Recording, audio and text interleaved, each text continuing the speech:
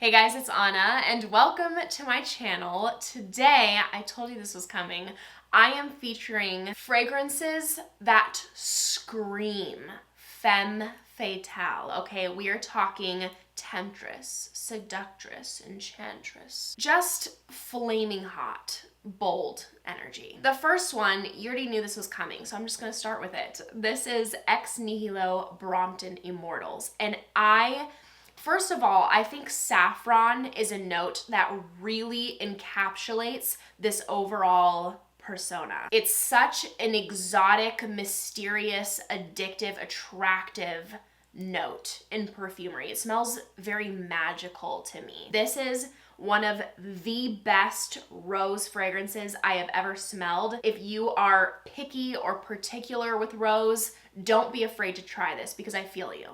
I get it. The rose smells bold, sexy, and complex, but in no way does it smell mature or too loud of a rose. It's balanced beautifully with an ylang-ylang note that brings a little bit more brightness, more creaminess to the overall scent.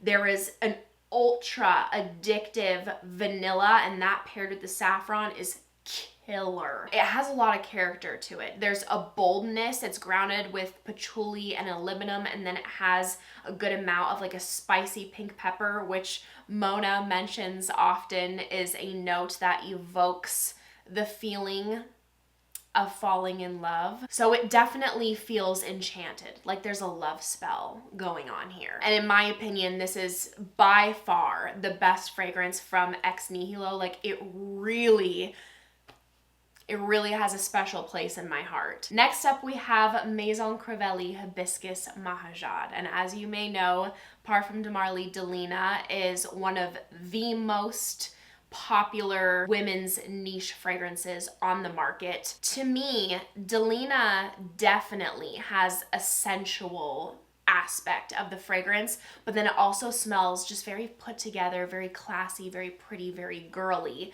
This is going to take that concept and spin it into Femme Fatale. This is the much darker, bolder, sexier, louder spin to that kind of DNA. It definitely holds its own though. You can own both fragrances. It does go into a different direction, but if you enjoy that scent, I think you will also enjoy Hibiscus Mahajad. This is also actually a rose fragrance that I really love, and it has such a unique note of obviously hibiscus, and that adds this very edible, mouth-watering, fruity, juicy, slightly tart quality to the fragrance. And then we have an ultra smooth, creamy, sugared vanilla that's in here, and it's just like, oh my gosh. And I feel like with this kind of DNA, men just find it very attractive because it's floral, it's vanilla, but this is not tame. This is not demure. There's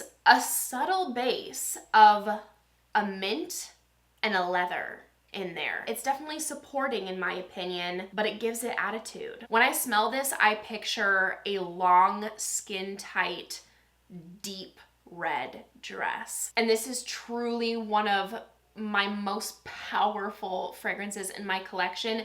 Yes, this is expensive, but it's going to last you truly forever. Like, I don't think I can even get through this bottle because it's that strong. This is one of my favorite discoveries of last year. This is Dora's Mandorle.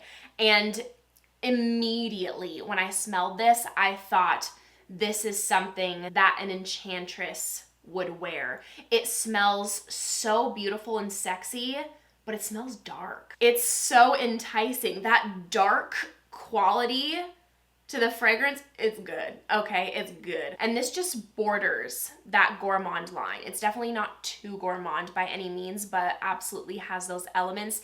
This is, I've said it literally a million times, but this is by far the best cherry fragrance I've ever smelled in my life. It drives me crazy because Fragrantica does not list cherry, but when you go on the official Dora website, it mentions an icy cherry in the heart note. And it's deep, it's dark, it's soaked in rum, and it's supported by this smooth but edgy suede. We have almond, tonka bean. It has a light powdery quality as well. Woody notes and a thinned out syrupy vanilla. When testing this, be sure to give this a proper full day wear test because this goes into 3 distinct phases of the fragrance. So I want to make sure you're loving the whole thing from start to finish. It's going to start out with a blast of that cherry liqueur vibe. Then we're introduced to all of those really smooth, enticing, darker notes. And then far into the dry down, like at around the 5-hour mark, then you're gonna be getting more of like a boozy suede spiced experience. It's so good, and I'm just thrilled to see how many of you are enjoying this scent. I'm getting all these messages from you guys telling me that you're loving Mandorle. It's by far my favorite from the brand, and I think they just knocked it out of the park. Next up, I think this is a fragrance that comes to a lot of people's minds when they think of this category, and that is, of course, Rosendo Mateu's number 5. I think this is just one of those Femme Fatale staples, honestly, like on its own. And then also, like if you want an essence of that Femme Fatale vibe, you can layer this with just about anything. And this woman plays games with you. Let me tell you. You're gonna think at first, like, oh my gosh, like she's so elegant and beautiful and sweet and dainty, and then boom, out of nowhere, in a blink of an eye, she has your heart in her hands and you are in deep, deep trouble. You are at her mercy because she is not as innocent as you thought she was. This woman is playing games with you, okay? This is such a special fragrance because on the one hand, it has, like I said, this dainty, airy, mystical, magical feeling of the fragrance. Like I could picture fairy dust smelling like this. We have a very beautiful, fluffy vanilla, an airy saffron, but then boom, she's not just this cute little fairy. She's got a side to her that you did not expect, okay? We have an ultra sensual musk, as it says on here. Like it's jaw-droppingly, like you cannot get it out of your head. And then a translucent, like white amber feel. It's warm, it's exotic. This is low-key dangerous, okay? This next one is by far like the most dark, badass scent of them all in this whole video. And that is Initio's Oud for Greatness. What I would recommend if you're going for this Femme Fatale vibe is to just spray twice and then top it off with Baccarat Rouge 540. There you go. And everybody knows that that specific saffron is one of the most complemented DNAs that exist. But you want a little bit of this. You want a little bit of this in the base because this is giving the epitome of like the bad girl vibes. She's strong, she's dark, she's hot, and she knows it. Like, boy, oh boy, does she know it. Good luck even trying to talk to her. She's just gonna shoot you down. This is an extremely bold, dry, but smooth oud fragrance. We have that saffron that again pulls like Baccarat Rouge 540. So, I mean, many people already know this and do it already, but layering this then with Baccarat Rouge 540 is like a no-brainer combo. You have that magical, enticing saffron, and it just has a real bold edginess to the scent. It has a smooth leather vibe to the fragrance as well. This girl rides a motorcycle. She doesn't need anyone.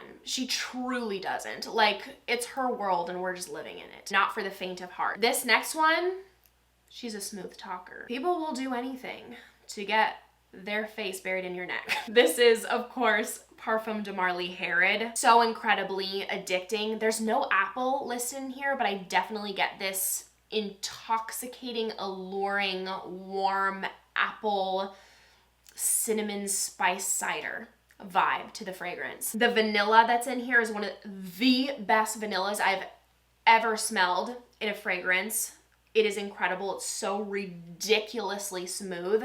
Same thing with the tobacco. It's definitely my favorite tobacco fragrance. So that adds, of course, a lot of attitude and depth. It has a sweet incense, some woody notes. This woman is a charmer. She's insanely intelligent and you can't keep up with her. She's always 10 steps ahead. She may lead you to think that you're playing the game, but you're not. You're an amateur. And the last fragrance is YSL Babycat. She is unapologetic. She is rich, like so rich that you don't even have an inkling of a clue how much money she really has. An attractive, dark, feminine energy. She's sweet, but don't get on her bad side because she is powerful. Talk about a spicy, deep vanilla done right. If you enjoy Rosendo Mateu's number 5, this is like a cousin to that because it has some familiar elements to it from, of course, the saffron vanilla. Those notes in particular are done in a very similar, airy, transparent kind of way, but this has more bite and darkness to the scent. Black pepper and pink pepper, a smoky incense, and very smooth, luxurious suede. It's very refined, and like I said, just an untouchable, unreachable amount of wealth. You're gonna be walking taller when you wear Babycat. So that wraps up my top picks for the Femme Fatale category. Thank you guys so much for watching. If you enjoyed, make sure to give this video a big thumbs up and make sure to subscribe down below if you haven't already. If you want to see me in any more videos, I'd appreciate it so, so much. I hope you guys are having an amazing day and I hope to see you in my next video. Bye!